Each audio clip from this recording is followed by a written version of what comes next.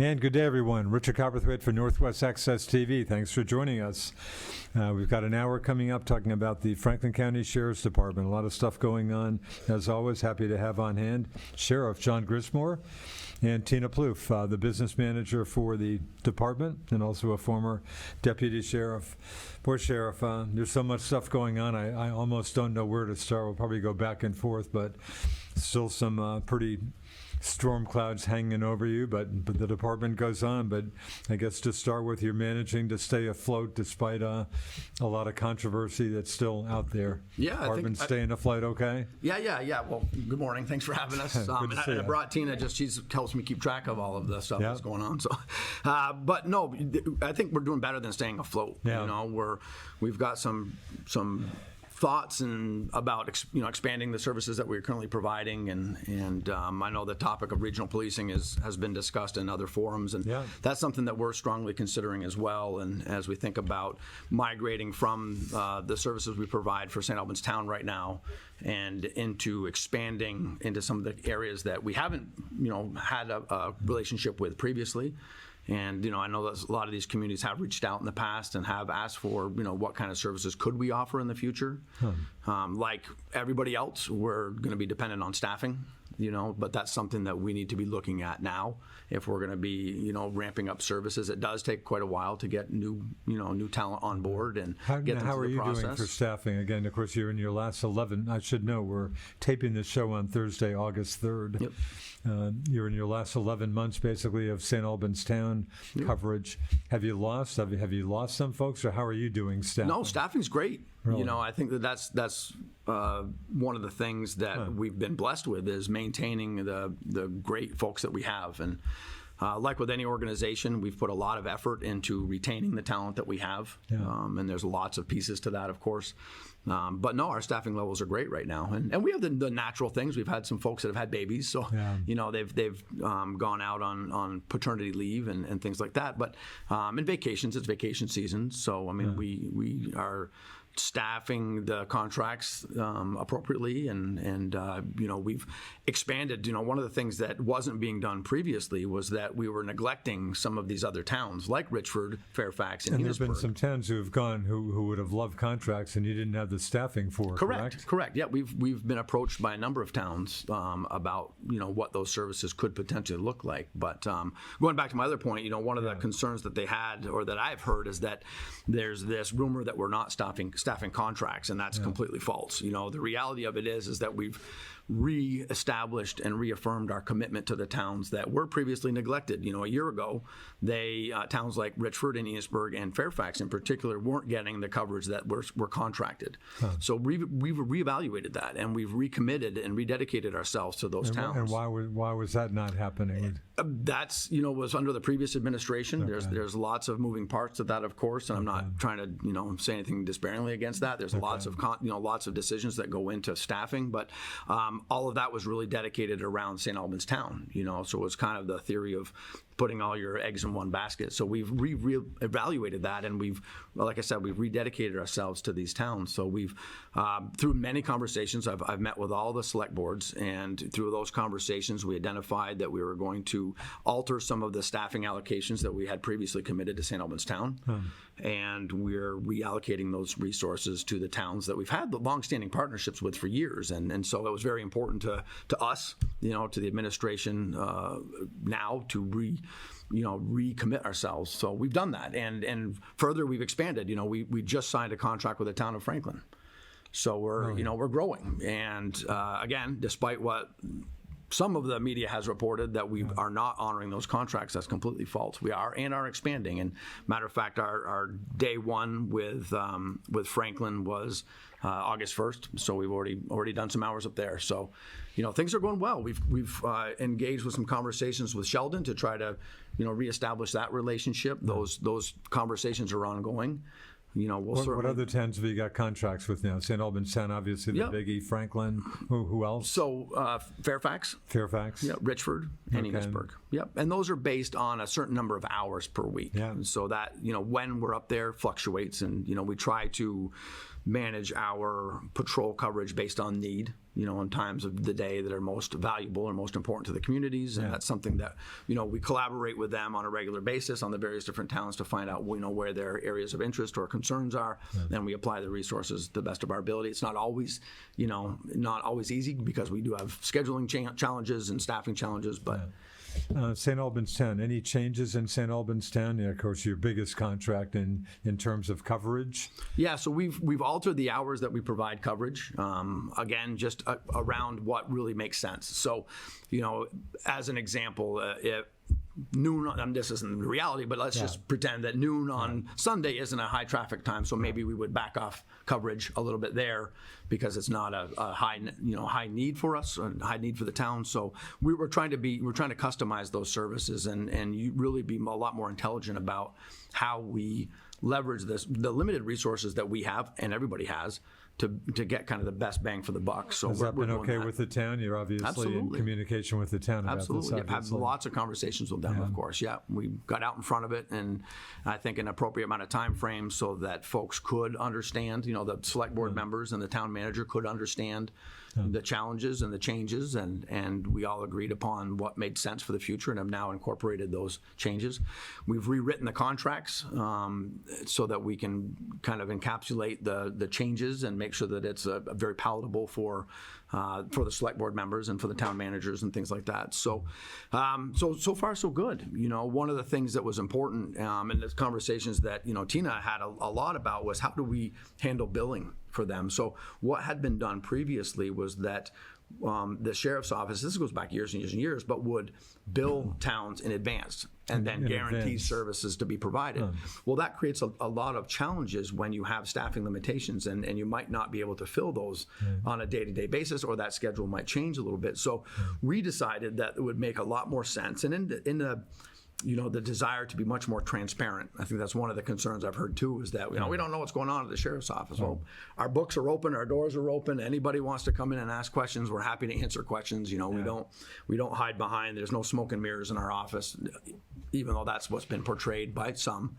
So with that, we wanted to make sure that we billed for services that were rendered, not services that should be rendered. So now we do billing after the end of the month. So it's much more transparent. We provide a listing of the hours that we've worked and then provide those to the towns as part of our billing and part of our monthly reporting. So again, trying to be much more transparent, and because there have been some concerns, whether they've been valid or not, there's been some concerns about that. So Tina, want to jump in with Tell us a little bit about yourself. So I started with the sheriff's office actually the day of the election, November 7th of 2022. I previously worked for the sheriff's department from 2003 until 2014. As a deputy sheriff? I started in dispatch and then as a deputy sheriff. Yep, I went through the full-time academy in 2004. Do you miss not being a deputy? It sounds like you're probably busy enough, but I do. I miss it. There are definitely, I see a different way of things. So there are more challenges, I think, now for police officers on the road than there were back when I was on the road. Can you picture getting back being a deputy again, or do you think your deputy days I would are love it. probably over? Unfortunately, medically, I can't. Is the reason I'm out, so I can't. Gotcha.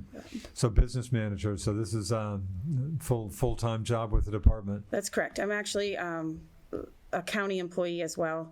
The majority of my duties are put forth by the county, and then I work for the sheriff's department. Interesting. Speaking, how are you faring with the side judges, Sheriff? You deal with those folks periodically, I assume? No, I don't as much. I mean, Tina works much more closely with them because of the financial arrangements. The county provides a certain amount of funding for different categories. So I do have some interaction with them. I've worked with Kelly Goslin for a number of years previously. So, and I haven't had an opportunity yet to kind of sit down with them. But those things will happen. It's still kind of new. We're just 6 months into it. So. Again, talking about some of the challenges, let's start with, again, it was, I guess, I've seen so little information about this, but and we'll get into the simple assault charge still pending. But again, the state police were looking into some concerns about, I guess, bookkeeping concerns with the department or whatever. I've seen such little information about that. But now, of course, the House special committee on impeachment. I guess I did see a recent messenger story looking for some documents as they're looking into that aspect, and I guess there was a kind of back and forth on that, and I think you said, yeah, we'll provide you for information, but it's going to take a long time. It's whatever, but Yeah. and then I'm seeing they may try to subpoena records. So anyway, give us a quick lowdown on that. So back to the state police investigation. Yeah. You're not alone in not knowing anything. I mean, there's been very I little don't know info. anything either. I forget what the term was. The term some potential irregularities or whatever. Right. Yeah. Is that, So again, I've never been contacted by anybody in the state police. I've never you've never been contacted. Never contacted. Yep. So we're going on 6 months, 7 months since that first came out. I think it was in was the January. issue with yourself personally or with the I don't department, know. or you don't know? You don't know. Don't know. I mean, I have no idea. So I don't know if it's specific to transactions that I might have been involved with. I can tell you this, and be very clear about this. Yeah. Every single transaction that I was ever involved with had the former sheriff's approval and signature. And then sometimes he would sign things in triplicate based on the process. So nothing was ever done by myself, without his knowledge, without his awareness, and without his approval. So I just want to be clear about that, because I think that's some of the rumors that I have heard. But as far as official notice, nobody's ever contacted me to tell me that they're looking at a certain element or certain things. It's been speculation. It's been rumor mill. But it not was sure. said to be a state police investigation. But now, meanwhile, the House committee is apparently looking in, trying to get some of the same info. Apparently, and one wonders if state police said, hey, you go after this. Who knows? I don't know. But what's I'd the love to story? know They're that. after documents. So what's the story with this? So they had served the office a subpoena, not John Grismore. They had served a subpoena office. on the office Yeah. that outlined a list. I think it was like 26 items. different things. 26 items. Very, very broad in scope. And some of the items that they asked for, we didn't understand. As an example, Richard, they asked for all corporate documents. All corporate We're not documents. a corporation, so what's a corporate document? I don't know what that means. So, so when I had received the subpoena, when I had looked at it, it was, I believe it was the 14th. And did this subpoena come after they had first requested documents? No, this is the first. Yep, this is the first thing I officially heard about any involvement. There's been a lot of media about the impeachment process and my, being included in that impeachment process, but nothing official. And I hadn't heard anything until we had received till the office had received that subpoena, and it was on the 14th. 14th of July. 14th of July. Again, we're taping the show on August 3rd. Yep. So I immediately responded, acknowledging receipt of that. And I had committed to our willingness to support this process. However, we needed to have some time. They gave us 10 calendar days, not business days, calendar days to respond. The deadline was the 24th. Wow. And so in that email that I responded to the particular lawyer that had sent it, I had identified two things that we needed. One, we being the office, needed an opportunity to obtain counsel. Right. The second thing was that given the breadth of the request, that we would need a lot of time to put this together. They have a very broad range of dates and an unbelievably broad range of requests in terms of information. Downs Racklin Martin, I guess, is a law firm that the committee's signed up with. Yes. That's correct. So I had asked for that. I never got a response back to that. To that. Really? And then on the day of the deadline, I had sent another email to the same lawyer saying, again, we've kind of sort of identified counsel. We hadn't solidified that until really only a couple of days ago. But had some advice to be able to provide back, but again requested some additional time. Then I heard that now they wanted to allocate, the special committee wanted to allocate another $12,000 for the potential of suing me. But again, subpoena's not on me. Subpoena's on the office. So obviously, we felt that was completely unnecessary. I think it's certainly a reasonable request, given again how large, and Tina can certainly provide some color on that. But how large the request was, it's going to take a lot of time to pull those documents together, weeks, if not months, to do that. Really. Yep. Interesting. Speaking of the committee, again, they've been doing their thing for months, mostly behind closed doors. And of course, not only looking into the sheriff's situation with you, but of course, Franklin County State's Attorney John Lavoie, kind of under the gun as well. Obvious question: has a committee, again the House committee, asked you to come in? Have they heard from your, have they asked you for your side of the story at this point? No, they haven't. I think right now they're trying to understand.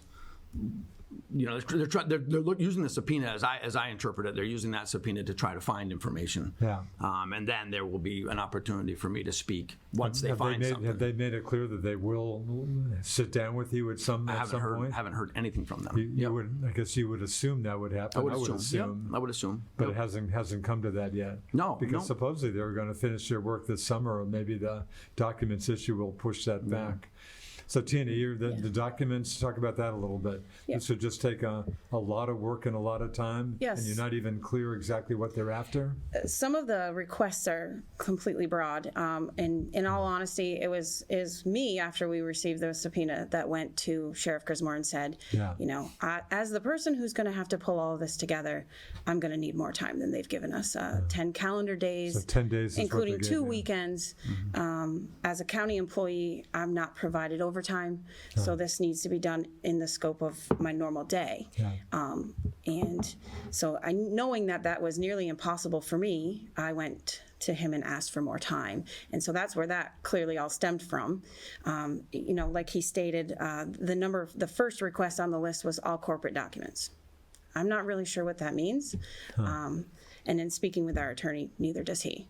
And then the second one was all business documents. Well, what is the difference between your business documents and your corporate documents? I'm not really sure. 26 very lengthy requests in a 2-year time frame. So that's a lot of documents and a lot of printing or scanning, and we would need time for that. There were also some questions. One of the requests was some information that I believe to be a breach of privacy for our employees. I'm not willing to give out information about our employees that may become public record and put their safety at hand.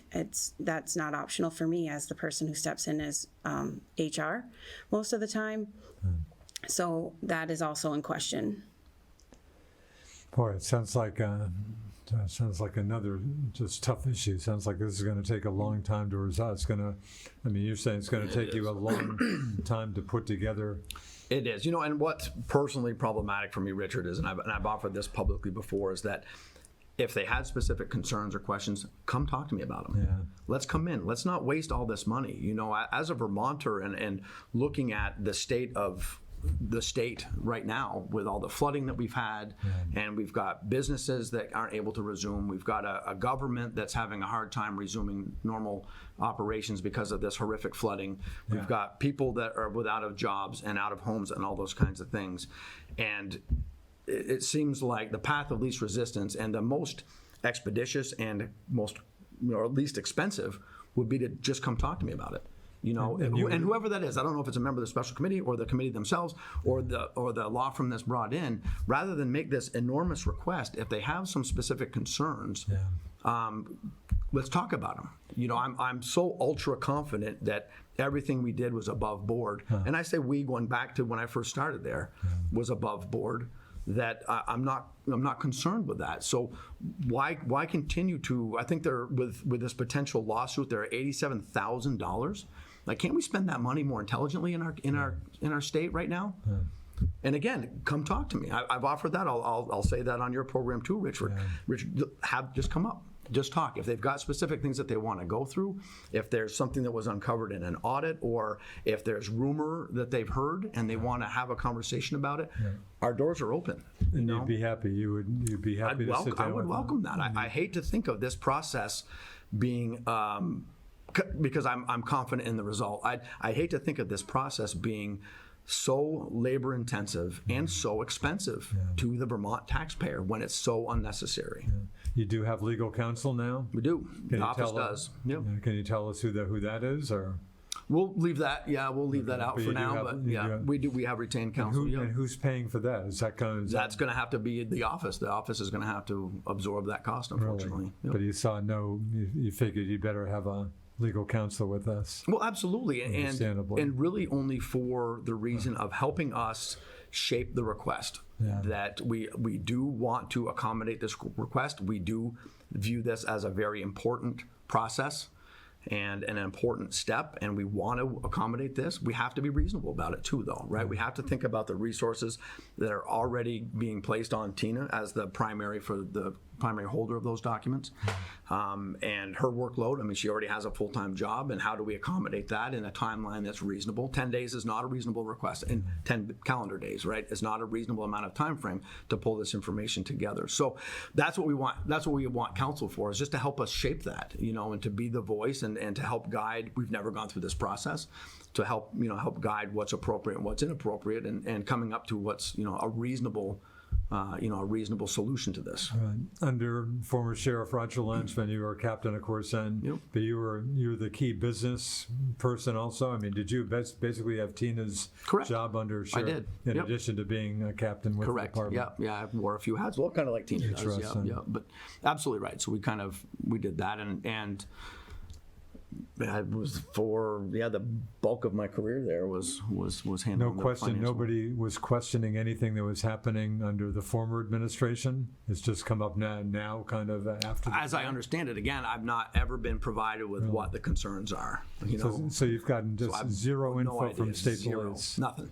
Yep. Interesting. Well, I guess that brings me to the pending simple assault Yep. charge, going back to, of course, highly publicized August 7th Yep. incident with a detainee at the department.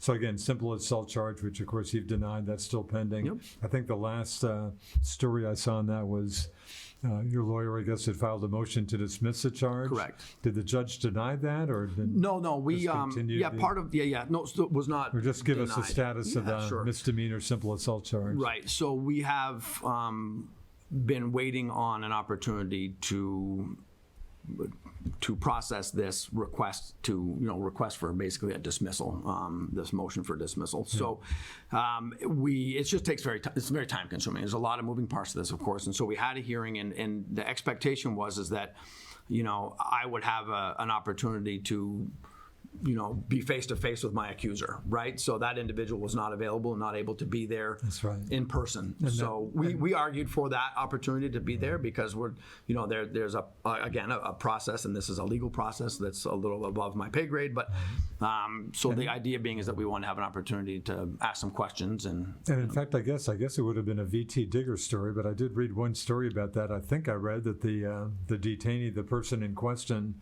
was going to be a defense witness. I thought I read that. Does that sound crazy, that what I'm saying there? I don't know. I don't necessarily think he would be a defense witness, but I think I know that as part of the process, we have an opportunity to be able to ask questions of this individual, to determine the validity of statements that were made, and have an opportunity to maybe show evidence that would refute some statements that were made, in an effort to convince a judge to say, hey, look, there really isn't anything to move forward with. And again, the person, the alleged victim, I guess, in the case, was not there in person. Correct. Or couldn't be there in person. Correct. Yep. Anyway, Yeah. So that got. So it just gets postponed, So they're trying to make some arrangements to be able to get him to the court and have that hearing again, and it has not yet been scheduled. Interesting. Of course, the prosecutor in this case, Doug DeSabato, the Grand Isle County State's Attorney, and the court hearings have been in Grand Isle County, or Right. Yep. So far. Yep. Anyway, so that's still pending. And again, you feel strongly that you're not about to be convicted of simple assault. Of course, he did say you didn't expect the charge to be brought in the first place. That's correct. But yeah. No, I'm very confident. And it certainly sounds like the last thing we're talking here is a plea. You'll obviously take this to trial if the charge continues, I assume. Absolutely, I mean, will. We're not talking any kind of a plea deal here. Nope. And it sounds like part of you would look forward to that day if it comes to that. I do. I'm very kind of two-sided about it. One, I mean, it's incredibly expensive. People don't understand that And this is yourself, obviously, with legal counsel. Yep, And yep, that comes out of my pocket to defend myself, and that could be over $30,000 by the time it's done, right? So beyond the money, I mean, that's the deterrent for going to trial. The longer this drags on, the more expensive that it is. But the reality of it is, for me, is that the trial is really and probably the only, ethical, legitimate way to get all of the information out. Yeah. And there's a lot. And I've talked about that before. There's lots of moving parts of this. There's lots of details. And I'm very, very eager for the public to understand the truth. And that hasn't been brought out yet. And I'm anxious for that. I've had to learn to be a patient person, which I'm not really. But so I'm hoping that it doesn't go to trial. And I'm thinking about everybody too. You've got the other 2 young deputies that are going to get dragged through a trial, and so early in their career. They're not with the department anymore. They're not. Nope, they're not. Are they still in law enforcement? My understanding that they are. Yes. Okay. Yeah. So I Have we think got a about that potential? too. When are we talking? I'm sure there's no date, but when would you guess if it comes to a trial? Are we talking later this year? By later this year? Probably wouldn't be until next year. Until next year. Yeah. And again, that's a deterrent, right? Having this drag out for, for a long time. But and that's something that maybe people don't understand, is that these things are just very, very lengthy. They just take a long time. Courts are very, very busy. They're still dealing with a lot of the backlog from the COVID era. Yeah. So they're slowly working through this process, and it just takes some time. Obviously, worst case scenario for you obviously would be a conviction on a simple assault charge, which obviously last thing you expect.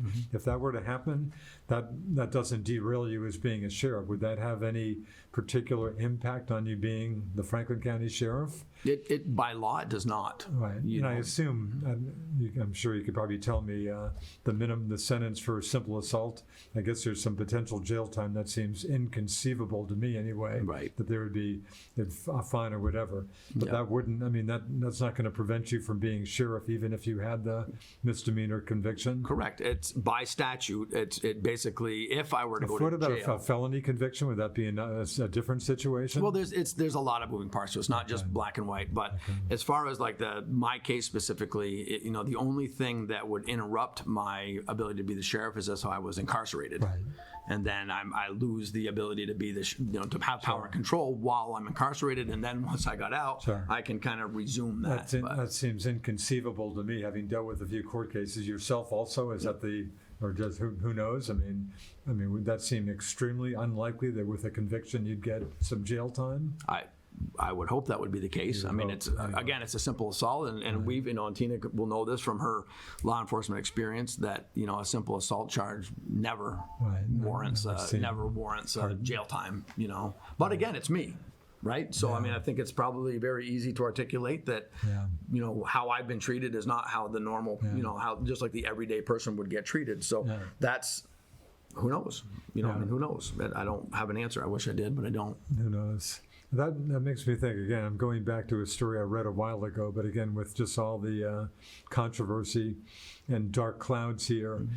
Again, I think it was a V.T. Digger story, but the reference was because of kind of the clouds over your head, you're not able to access criminal information about, it just sounded like it was, whatever it was, impairing or making it difficult for you to do your job. And I'm being very inarticulate here. No, that's okay. I'm going back some months, but I almost couldn't believe what I was reading. Well, no, there's truth to that. So anytime, and this is a National Crime Information Center policy that the state of Vermont falls under. So they've adopted this kind of umbrella policy.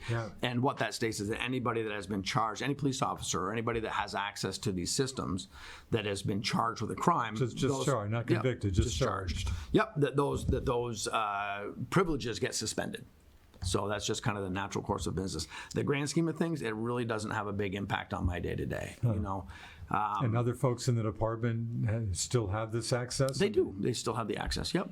But I'm not really out making arrests. I'm not out, writing tickets. I really don't need to have access to that system. So it's a convenience. Having access to it, it puts me in touch with information. Certainly quicker. But it's not a vital aspect of what I do, or really any other senior leader in a law enforcement agency does. Does that make sense to you that is what it is, or does that seem? Oh, sure, it does. Absolutely, it does. Yeah, I mean, so you have no beef with that situation? Not really. I prefer to live under the ideal that we're innocent until proven guilty, and certainly a policy like that presumes guilt. But I get the protection aspect. But again, we're talking it makes sense law enforcement folks. Yeah, it makes sense to me. I would prefer that's not the case, but I accepted it. I'm not disputing that at all. And again, it's not a big impact to my day to day or my ability to be the sheriff. Yeah. Talk about your day to day. Do you get out of the office once in a while, or? I do. I like to. It's still a big enjoyment for me is to be able to get out and respond to calls and back up my folks when it's necessary. And so yeah, that's a big part of my enjoyment. It's not a necessity. I don't think that I know a few, but there's not a lot of people that respond, sheriffs that respond to calls on a regular basis. There are some. I mean, most of them are just kind of inside, just doing administrative. Well, administratively, yeah. The senior leadership position, yeah, there's tons to do, right? Yeah. So, and that's really what a chief or a sheriff is really responsible for, is the administrative stuff. I've got people that can run the operational day to day. I've got some very capable leadership below me that is capable of handling that. Have you got a key kind of second person in command, as Roger did with yourself? Yeah, yep, I do. I've got a longtime employee by the name of Chad Miles. Yep. Okay. So the first order of business I did, and I think it was publicized, was to promote him to that position. That was the first promotion of many that we've done so far. But and that position being. What is he? He's the rank of captain, but he also holds the title of chief deputy. Oh, chief deputy. Yep. So he's kind of by statute the number 2. Yep. Interesting. So you like to get out, and you do get out once in a while anyway. I do, yep. But just yesterday we had a call of a 14-year-old juvenile that the report that we had was that this person had a knife, was wanting to harm themselves. So, as a kind of the leader of our crisis response team, I responded in that capacity as well to be able to bring some additional crisis response skill sets to the equation. And that's something I do have a level of enjoyment to do as well. And losing St. Albans Town Sheriff, big news. Obviously, your biggest contract. The Sheriff's Department has covered the town for a number of years. That was certainly, probably by most folks, seen as a real blow to the Sheriff's Department. I think we talked about it before.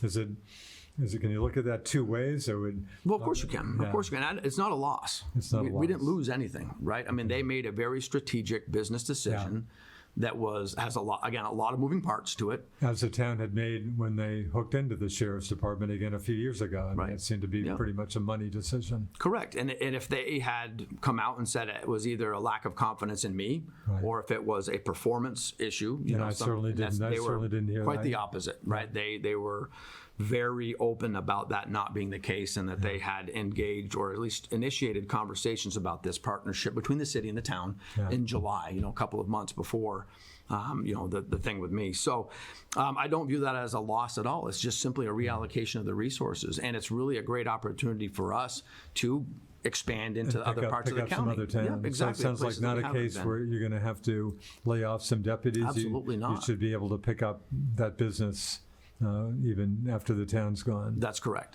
And continuing that expansion. We have a lot of ideas about expanding coverage into some of these towns that we haven't been able to, that have had a need for a level of dedicated resource. So we're going to start working through a lot of those things. We'll start to reach out to some of these towns. We already have a couple, but we'll start to have some conversation with the towns that we haven't been in to see what they would like for services, and what's affordable, what makes sense, and kind of customize our abilities to provide those police services to them on a kind of town by town basis. And we might look at the regional policing. I know that's been a topic that we've talked about before, but that's certainly something that's on the table for us as well. And it doesn't necessarily mean that it's services for the entire county. It could be more localized, so it could be a couple of towns that kind of have a regional model.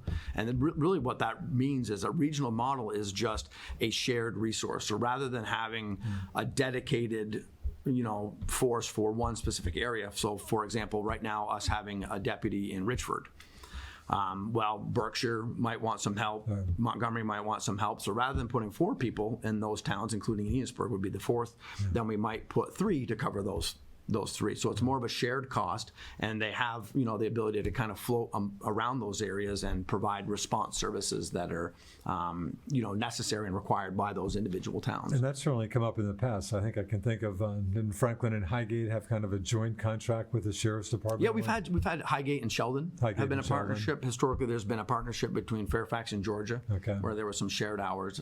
So we'll look at things like that. Times are tough in Vermont. We get it. We know that. Staffing is a huge challenge. So I'm hearing state police down about, and you would know this, I guess, down about 60 troopers statewide. Is that? I had heard that. Yep, I had heard that. Yeah, they're having a hard time, just like we all are. Everybody in law enforcement is not just isolated to Franklin County, and it's not anywhere. Just Vermont. It's national. It's a national challenge. Yep. Yeah, I did catch, spent some time on Taylor Park the other night at the National Night Out and talked briefly with St. Albans Police Chief Morris Moe Lamont. Yep. And Highgate came up. St. Albans PD's had I guess a couple of 1-year contracts with Highgate, and I think he made it clear that this would be their last year as they pick up St. Albans Town next July 1st. Right. So Highgate at town, of course, Sheriff's Department has had contracts with Highgate before, but that certainly might be a town whose contract you would go after. Absolutely. Yep. Yeah. They had come to us for a proposal. A little while ago. So you did this last time for the year that started July 1st. Right. Did you try to get a contract? Well, they had approached us with a request for proposal. We considered it, but at the time didn't have the staffing to be able to faithfully support them. So, but this coming around, and as we anticipate for the transition from St. Albans Town to other areas, then that's certainly something that we'll it's on the table that we'll consider. And what about Georgia? Of course, the flap with contract with Georgia, which contracting, I think, for just a few hours with Milton PD that they seem to be happy with, but you think he might be able to get Georgia back? I don't think Georgia gets a lot of hours out of Milton PD. Yeah, I'm not exactly sure what the arrangement is with them, but certainly every town. Be open to anything. Absolutely. Yep. Interesting. Yeah, we'd certainly be open to any conversations to try to meet the needs that they have. Tina, tell us a little more about your job. Is there a typical day in the life, or is there no such thing? I do a little bit of everything. I'm kind of at the mercy of everything under the sun, business related to the sheriff's office. Yeah. HR, bills receivable, payable, payroll, all of it.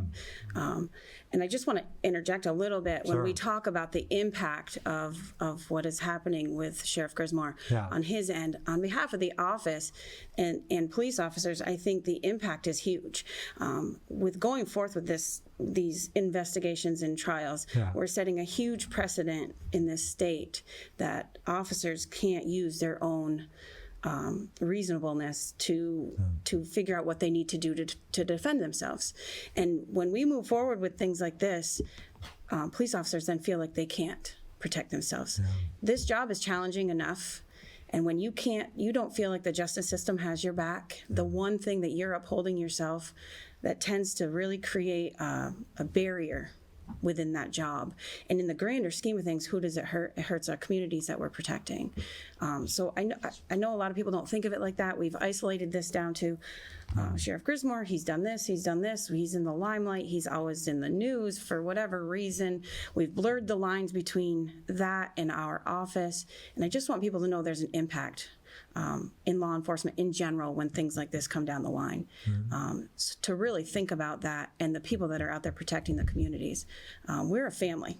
Law enforcement in general is a family. So when it happens to somebody, it becomes very personal for everybody.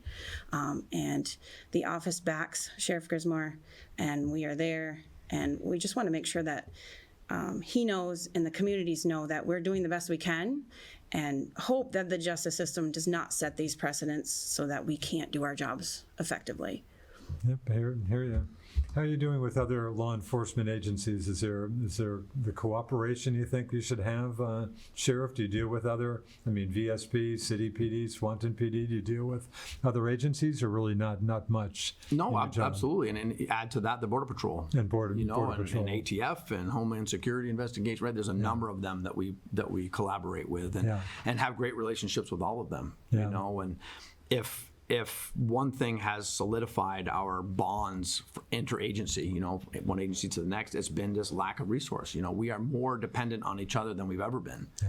And that's I think is a great thing. I bet. Yeah, I've gone myself to back up the state police a number of different times in the last couple of months with calls that they've had or the needs that they've had. That they back us up. We have a great relationship with St. Albans PD and working with them and backing each other up there. And we certainly would expect and hope that relationship will continue after the town changes hands.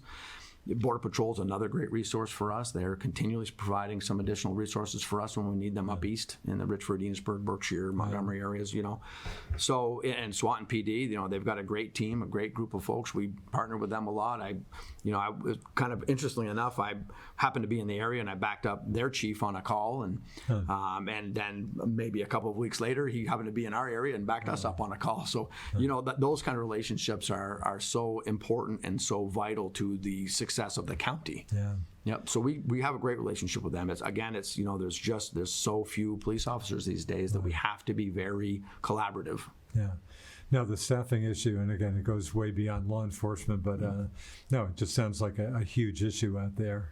It is, and it's a cultural issue. It's not something of the money. You know what I mean? It's of course, not a lot of young people seemingly looking to get into law enforcement these days. Well, and the challenge is like what's in it for them? Like what would be the case?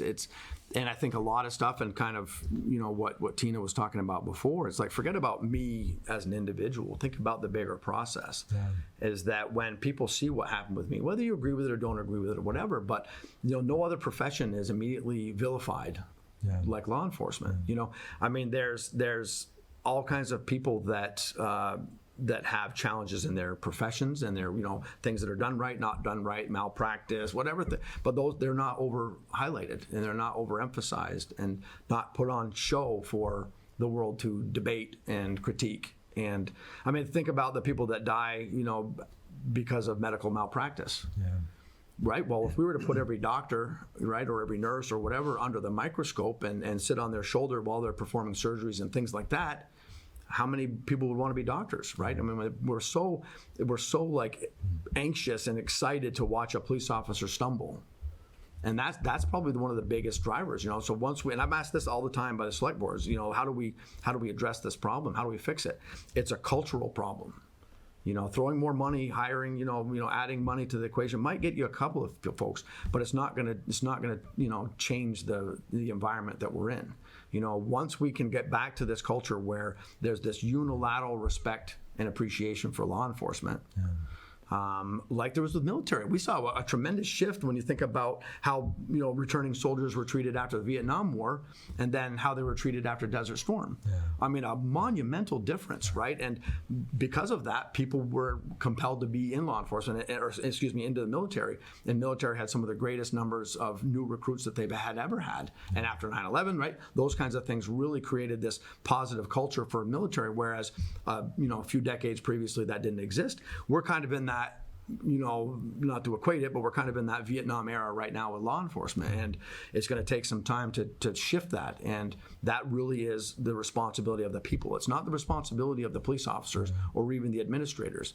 It's when we want to stop getting on social media and vilifying police officers. Do you see any signs of that shifting now? I think to folks who pay any attention just to staffing shortages for law enforcement, I can only assume most folks out there, if they have an issue, would feel better if, they have an issue and they, need a quick response by law enforcement. Do you think there's any shift that people are maybe realizing, maybe, I guess maybe we've been a little too hard on law enforcement and things better start going the other way? I think so. Any hopeful signs out there? And I want to make something else too, Richard, that's clear. Franklin County is a much different world. County. And that's the one that I know the best, of course. Franklin County, I think. We have tremendous support for law enforcement in Franklin County. We really do. And I'm not sure about other, like just generally speaking in terms of the national attitude towards law enforcement, but Franklin County is a very pro-county, pro law enforcement county, and it's a great place to be a police officer. There's a lot of challenges, and we're still kind of dealing with some of those things. But we get there's more people that waive to us in police cars than ever did before. Interesting. You know, and we get those tokens of appreciation. We had a really nice lady come in the other day with some, you know, with some goodies for us as her way of saying thanks for us increasing our law enforcement efforts on Route 105, which has been a problem. So, you know, things like that we see on a regular basis. We get notes all the time from people, from members of the community that we've interacted with that appreciated our service, and not to mention the thousands of times that we just hear it verbally from people on a monthly basis. So, Tina, you seeing any hopeful signs of things starting to come back the other way a bit? Or? Yeah, I mean, I think that part of that is that not just our agency, but other agencies, we're very present in Franklin County. I know as far as even since Sheriff Grismore has been, you know, in his position, being at the Special Olympics, being in the parades, St. Albans City was there, we were there. I mean, we make ourselves known and present in the community, and I think people see that and they appreciate that. So I think you're right. I think Franklin County is fantastic for pro law enforcement. So that's my hope, and I will hang on to that and hope that some other places follow suit. Interesting. Of course, you were, again, captain under former Sheriff Longevin. Presumably you knew, aside from all the controversy stuff, you knew what you were getting into, but still being the sheriff, anything kind of surprising that you've run into, being the top guy, being the sheriff himself? Sheriff or not? I mean, you knew what you were getting into pretty much, aside from all the controversy. Yeah, I kind of got immersed into the political arena before even getting elected. So, yeah, but I don't think that it isn't. You know, I mean, just like with any, you know, effective leader, having really talented and capable people that you work with is vital. And I'm fortunate enough to have that. You know, and we've got great people at all levels of the organization that really care about the work that they do, are very compassionate, are very dedicated, and those are the things that make my job easy. And I'll tell you, Richard, you know, one of the things I'm often asked by members of the media or others is like, why do I continue to do this? You know, like, what's the motivation to continually get beat up in the media or continually have my story out there or whatever? And it's something that I necessarily haven't really struggled with, but I've tried to come up with how to articulate it best. And it really is for the people. You know, it's like I was given a tremendous amount of trust and responsibility when I was elected, and that's an unbelievable responsibility. And for the record, you were easily elected again. There were a couple of write-in candidates, and again, it's very tough running a write-in campaign. Sure. But still, the incident in question got an amazing amount of attention and stuff. And after that had been wildly publicized, everybody, quote unquote, everybody had a chance to kind of come to an opinion on that, and still won by a tremendous margin. Yeah. But you know, it's really for the people. You know, I certainly feel that I owe it to the people to remain in this position. They elected me to stay in this position and do the job to the best of my ability. And I also have that same sense of loyalty and obligation to the members of the sheriff's office that stuck it through. It was tough for them too, right? There was a lot of anxiety when I was going, you know, originally when this came out, and how, you know, we've talked about this before, but how would I return? Would I return, you know, in a vindictive way of, you know, swinging a sword and seeking revenge, which was completely false. That was never a thought of mine. But just kind of how does that transition take place? And, you know, not being there for 5 or 6 months it was, and then kind of resuming that. It took some time, but like is the case when there's ever any change in leadership, and we've seen that in Vermont. There's a lot of new sheriffs that had replaced legacy, you know, folks that have been in term for a long time. New sheriff in Chittenden County, for example, right after a long-time sheriff. So it just takes some time, you know. And again, you know, he's one, but there's several others. But it just kind of takes some time to get your bearing and kind of understand the role that you have.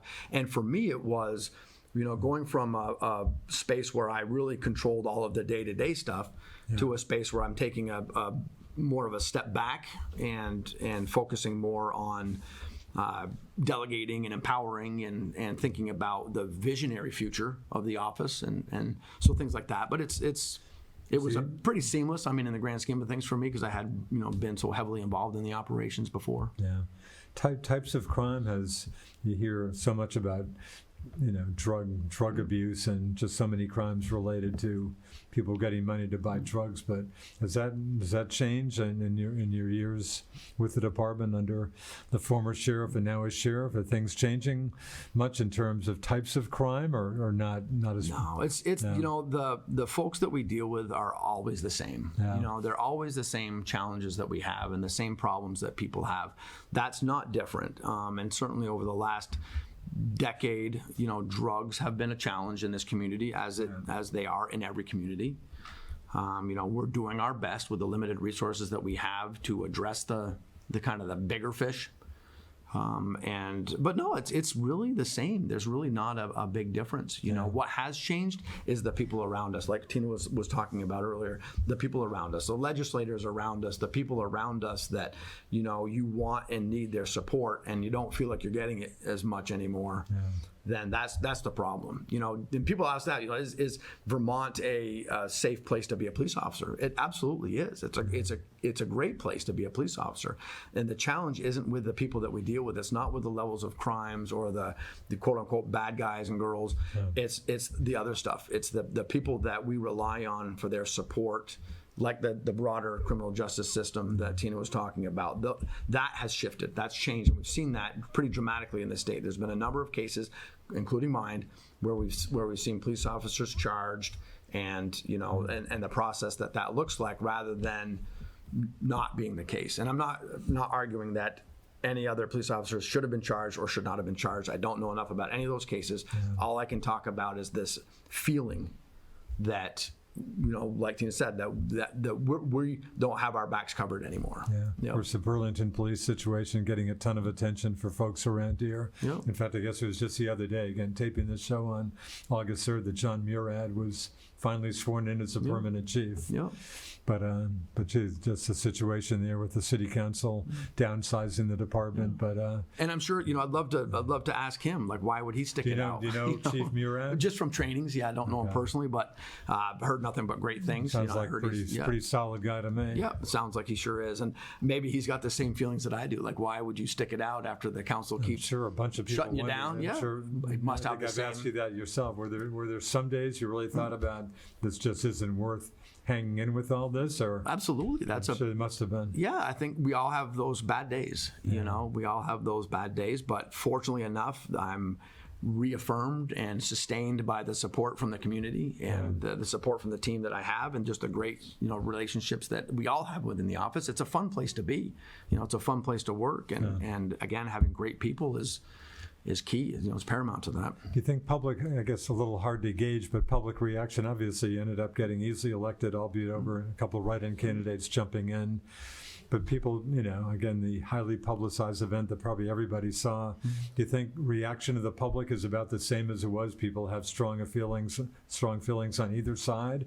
Or do you think people maybe have gotten more sympathetic to your side at this point, or hard to say? I think so. I think that, my support has grown. Since then, and how do you know that, or how do you feel that? Why do you say that? Yeah, I think. Well, I mean, the confidence that, let's just talk about Franklin. Yeah. The confidence that they have in me and in the organization to reestablish a partnership. Right. I think that's a pretty good example. Yeah. And I think that just the day-to-day stuff. It's the folks that, like I said before, that come in with their letters of appreciation or their notes of appreciation or their tokens of appreciation, and that happens all the time. We're always getting, people stopping by and saying things that are positive, and the only negative stuff I ever have seen have been like the attachments to Facebook posts, as an example, to social media, and those people aren't necessarily members of the community. But I've said this before, and I'll say it again, I've never heard anything negative since I've been elected. Not once. Not one person has approached me and said, I don't like what you did, I'm not a fan of yours, or whatever. That's not happened. That this isn't an opportunity for the public to hear me say this and come tell me your problems, but it's been tremendously supportive, and that's why when I have those bad days of, geez, how long will this linger and how much more, but it's because of the fact that I was elected under some very tumultuous circumstances and by such a large margin. That resonates very deeply with me, and I like I said before, I have an obligation to do the best job that I can do and make sure that our people are doing the best job that they can do for those people. Tina, do you get the sense, public reaction, do you think that's changed over time here? Or? I think throughout an entire year, people have seen that the media has Well, been. speaking of the year, it has been, boy, we're coming up on the year, only thing of that right now, the first anniversary of this. A lot of what the media tends to put out is inaccurate. For example, recently with our investigation for the Franklin County Sheriff's Office, well, we're not being investigated. We were asked to provide some documents for an investigation, but boy, did you put it out there and make it look real bad for us. And I think as people see this happen, when Sheriff Grismore has an opportunity to speak live, like in this case, then they get a sense of, okay, there's more behind this story, right? Let's look at the totality of the circumstances here and really think about it. And common sense will tell you that any other simple assault in this state would never be on the news for an entire year. Sure. Yeah. And here we are, a year later, still talking about it, still thinking about it, and still, making stuff happen. It seems drawn out.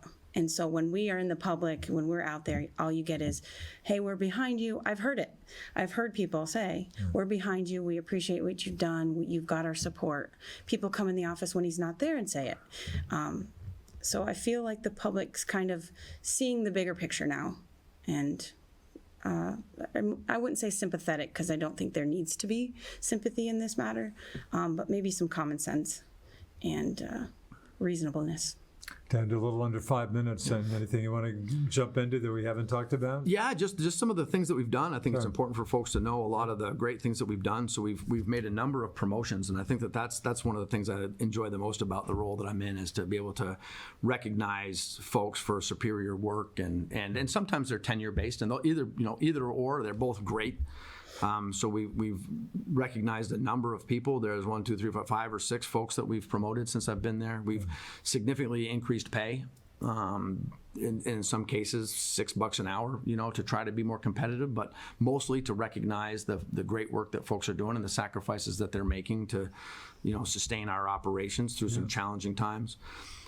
We've written a number of policies and improved policies so far. There's a lot more to go, but as an example, and this kind of speaks to Tina's world about, and the comments I made earlier about having a much more transparent and much more accountable office, we created a purchase order process. So when things were purchased, there was never a good way of getting a document and a signature process and a reconciliation process outlined, so we built a new process for that. We've improved the reporting that we provide out to the towns. It was kind of rudimentary and fragmented. We've changed all that up and are providing what I think are much better, more robust reports. We've written an internal affairs policy where one didn't exist, and this is obviously very near and dear to my heart. And in that included a Bill of Rights, and I think it was very clearly demonstrated in how I was treated that there were no rights, that there was no guarantee of due process, and that'll all come out later, but I wanted to make sure that we did have that built in, and we have a very robust policy now that outlines what the process is when somebody's conduct comes under question, and what rights they have, what rights and what processes the office will take, again, to really make sure that it's a fair process. Completely wrote a code of conduct. It was very minimal and just made that much more inclusive and illustrative of what really needs to be captured in a code of conduct, what things are acceptable and not acceptable. We have a new policy process for signing off. There never was accountability for when somebody read a policy, so now we've got a process for that. We've made sure that our time off, policies and our personal benefits policies are in alignment with the Vermont labor standards and the Fair Labor Standards Act, so we've made some modifications to capture that as well. So just a couple of things, again, I talked about pay. We've made some huge changes to pay. We're continually looking to expand our crisis response team, and I talked about that earlier with the call that we had, and bringing on a number of members that have expressed some interest to be participants in that program and supporting that program. We've had to do a lot of you talked earlier about what it's like for the transition. We've had a tremendous amount of cleanup work that we had to do from folks that did leave, We had a newsy investigator that was responsible for investigating a number of pretty important sexually related crimes. A lot of those cases got dropped. We had to pick those up, had to figure them out. And that takes a lot of time to kind of start the process over, re-interview people and that. So that's been a big time consuming thing for us. So things like that I think I want just people to understand that we're making some very positive and very strong strides forward. And it's not a, the mentality isn't like, well, it's just because we've always done it this way is how we're going to do it. Nope, we're always going to look at innovative and effective and creative ways of expanding and providing better police services to the county. So a lot of really great things that were going on. And if there's anything else to... Oh, you covered it all. Yeah, you got it all. You had your list out and everything. We've got a number of people. We just hired a part-time individual who's a really, really sharp person, and he's going through his field officer training program now. We've got, just in the last 2 days, we've got 2 more applicants, so we are getting people in. Wow. So there's still a lot of interest in coming to work in our organization. So yeah, things are moving forward very, very well for us, and we're very pleased with what has happened over the last 6 months, and are very optimistic about the next 6 months and certainly the months after. Okay, we'll leave it right there. Yeah. Hey, thanks to Franklin County Sheriff John Grismore, and thanks to Tina Ploof, the department's business manager. Thanks for your time, folks. Great. Thanks always to producer Alan Cunningham for doing all the hard work. I'm Richard Cowperthwait. Thanks for watching us here on Northwest Access TV. See you next time.